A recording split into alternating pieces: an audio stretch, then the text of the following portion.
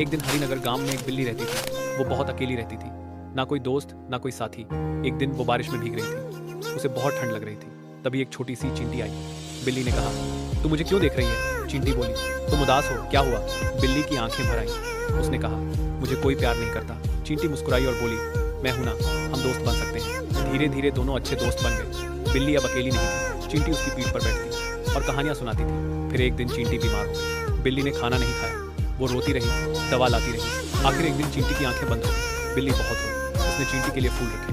अब वो हर रात तारे देखकर कहती, मेरी दोस्त तारे बन गई। अगर इस कहानी ने आपके दिल को छू लिया हो तो चैनल को लाइक सब्सक्राइब करें और अपने दोस्तों को जरूर सुनाएं। जॉजर।